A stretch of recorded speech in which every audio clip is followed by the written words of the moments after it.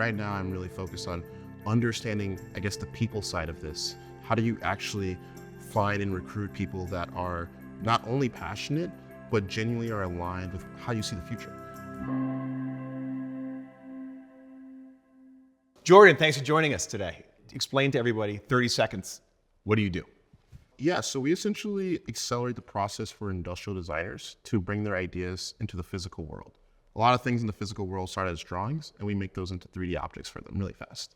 Very cool. Yeah. Well, give me an example. Let's say I design chairs. Yes. What are you going to do for me? So if you design chairs, every great chair starts out as a sketch. We help you first visualize that drawing and then make that 3D drawing into a 3D object that you can actually manufacture. And this is known as the paper to production process. So instead of actually automating that, we're actually helping people accelerate that process so they can actually keep the sense of authorship when they're creating their artistic pieces. So we build tools that essentially, help you do that much faster. Very cool. Yeah. What is your secret to make this happen? Like, why are people choosing you? I'm sure it's a very competitive landscape. Yeah. What do you guys offer? Yeah. I think a lot of it is because we honor the craft of how artists and designers already work, right? Like drawing is something we've done as humans since the caveman times. We would use drawings to tell stories and to kind of communicate ideas.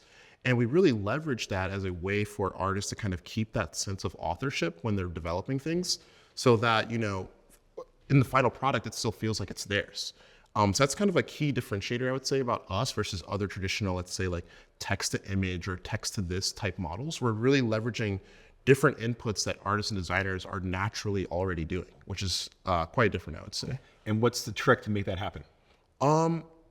I would say a trick is not, well, I'm an artist myself. I went to art school. So one is kind of having that natural intuition for how artists would want something to be. Another trick of that is just, I would say, having a deep understanding of the workflows, right? This is not just a one-stop shop. There's kind of these multifaceted processes that have to happen for something to come to life. And I feel like really understanding that and how these things come together to produce the product is, I would say, the trick. There's really no technical magic behind this, I would say. There's a lot of things, everything's out there. So it's really more so understanding how to orchestrate technology to get the results. Where'd you study art? So I went to CCS and then I studied at an academy actually in Korea as well for a few years. And then came back and finished my degree out in Detroit studying car design actually. Oh, very cool. Yeah. That's a good place to do it. Yeah. I love Detroit at Forbes. So you're an artist and designer by training, but you're deep into the tech world. Yeah. What kind of viewpoint, what mindset have you gained as an artist that has helped you succeed in the world of tech? Yeah. So I would say one, being an artist, but then being at Nvidia for a few years, I would say 3 to 4 years, at a time where AI was just starting to make a lot of sense.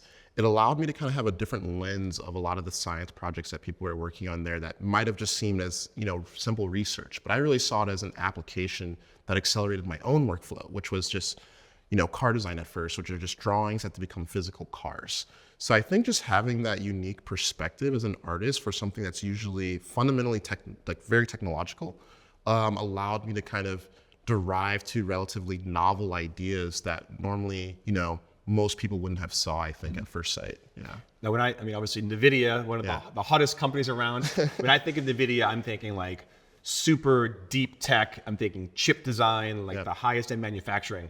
What did you do with your artist background, design background there? Give me like a day in the life. Yeah. So I was part of like the industrial design research team, essentially just drawing products, doing a lot of blue skies thinking. We were kind of basically like a think tank. We would basically kind of, get these different briefs around computer vision, the future of AI, and figuring out how we could make physical products out of those.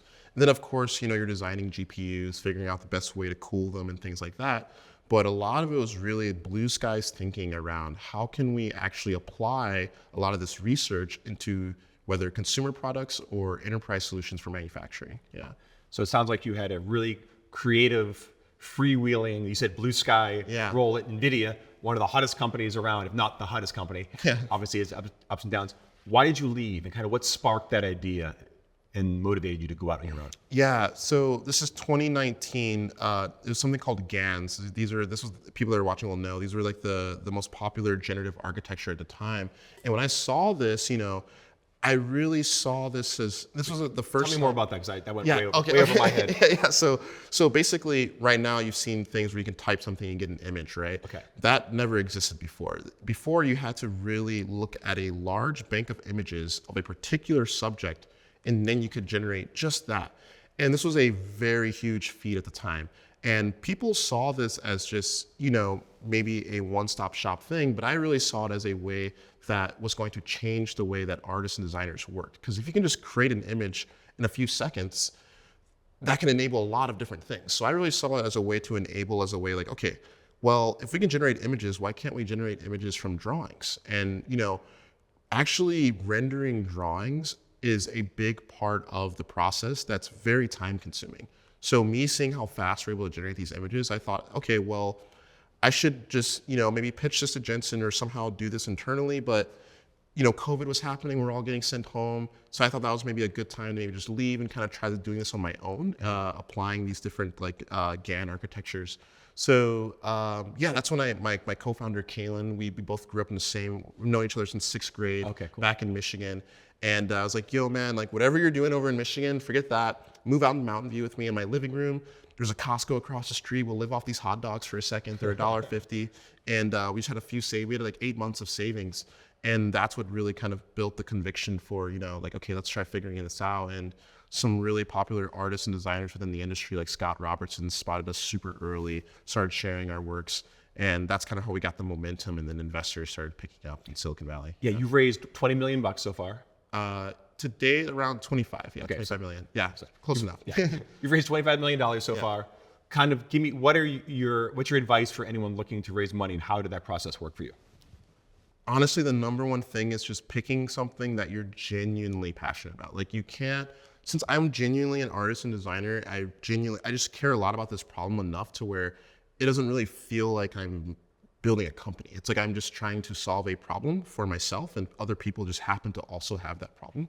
So I think as long as you can get across that, one, the problem that you're solving is extremely big and can be really, really big, but two, that you're the person to do it, right? It's it just makes a lot more sense. And I think a lot of investors and things, when they see that, they can kind of see the longevity of the founder really being subscribed to that problem, because they have a very close connection to it personally. So that would be my 2 cents or advice, is finding something you're just naturally passionate about. You should never feel like you're trying to do something.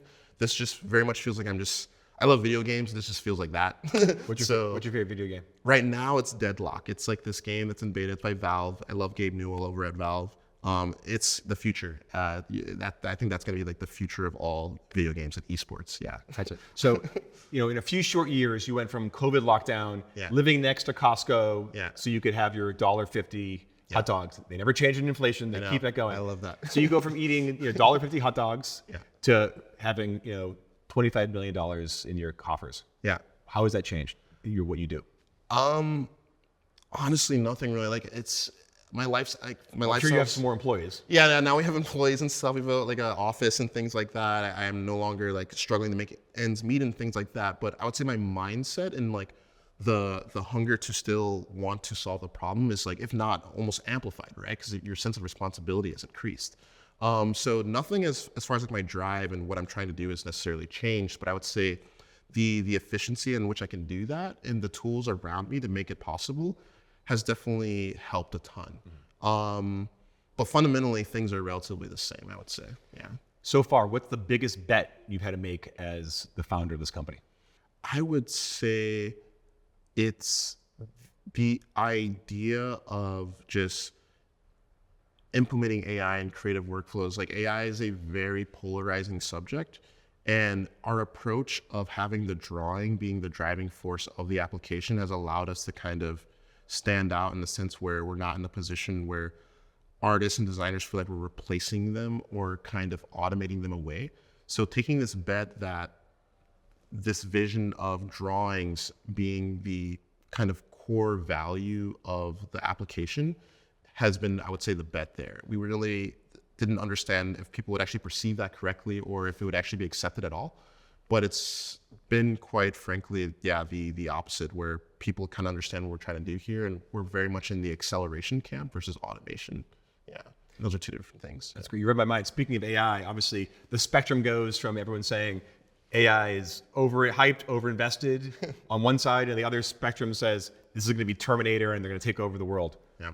What is, in your mind, the current state of AI, and where do you think we're landing on that spectrum? Yeah, I love this question. That's a great question. So I really think right now, vertical integration, meaning like specific subject matters that people know a lot about, is where you're going to see the most value extracted. So for example, someone who's maybe focused purely on like patent lawyers, we're focused purely on like industrial design. And I think right now we're more so in this, a lot of people describe our tool as it's very much an intern currently, as far as like you're still having to correct it, maybe still have a lot of human touch in there, but we're slowly going to work towards it being more so a colleague, where it's kind of a co-pilot in a lot of ways. So with that being said, I really see AI as more so of an accelerant to workflows and processes rather than a full automated 0 to 100 kind of process, right? Where people are talking about now these like agents and things that are kind of like go out and do their own thing.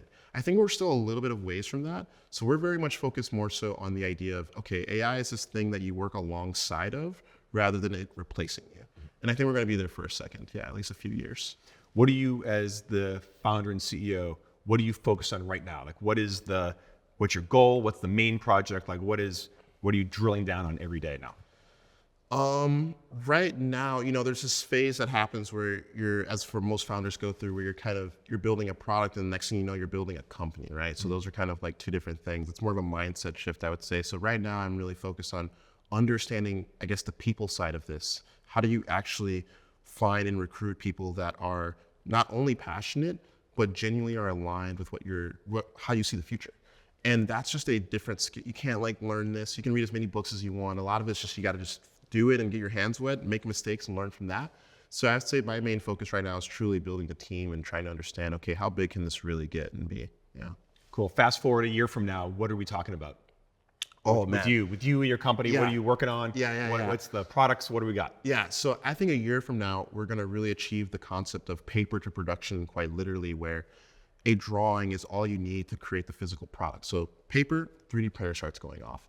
And that's just going to fundamentally change what it means and to build products, right? Products are these things that take multiple years to create, right? So, when you start to make design so accessible like that, what does it mean for the economy or the world where anyone can make their own products? Do people still want to go buy silverware, or let's say go buy their favorite shoe if they can just like create it themselves?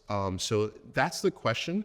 And I think a year from now, we're going to have really big strides on going from paper to 3D in a lot of those regards. Yeah. We're talking about, how AI is changing everything. We're talking about your vision of turning a sketch on a cocktail napkin into a product in your own house. What are your big predictions right now with the industrial design manufacturing world? No, I think what you're going to see is a explosion as far as almost these micro teams that are able to achieve these, right? You're already starting to see smaller studios be able to output a lot more.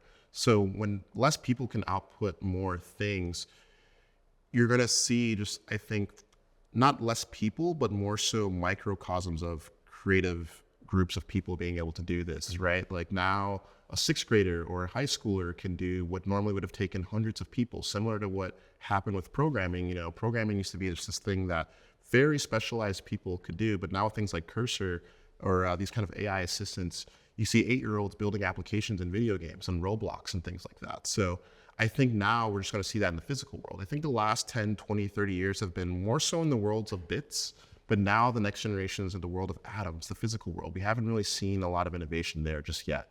So I think that bridge between digital and physical is where we're going to see a lot of huge advancements and kind of changing the perception of what it means to be a designer. Wow. Yeah. And for people interested in getting into design, yeah, and maybe they're going to school for it, maybe they're doing a career change, if you can go back in time and you're like 18 years old, about to go into art school, design school, what would you tell that person right now with all this change? Like what skills do you need to get? What experience do you need? Like what expertise should you really focus on? Yeah.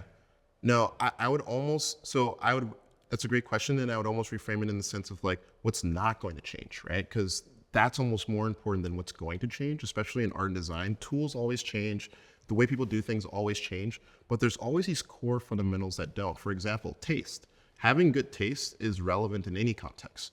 or understanding these basic things like proportion or the fundamentals, right? These things I think are what's always going to be relevant. So I would really tell this 18-year-old or myself back then just to kind of really double down on these things that you know aren't going to change, because whatever context you're in is almost irrelevant. That's why I was able to be a car designer and then go work at Nvidia, but they make very different products. And it's because some of these like fundamental design characteristics were relevant in both spaces.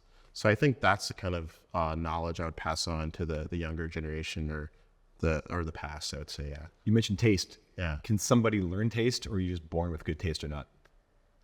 I don't think you can be born with it, to be honest. Like maybe like you could kind of learn it to a degree. You could learn the science behind it, but I'm a huge fan of like Rick Rubin, right? Like those kind of people, and I truly think it's like feels. Like you can't really calculate it. It's something that's more, it's like how you feel about it, right? How you make people feel. Like how do you feel when you open your iPhone and turn it off? And like that's not something you can like put on paper and try to calculate. It's truly like something that just comes within. I don't know.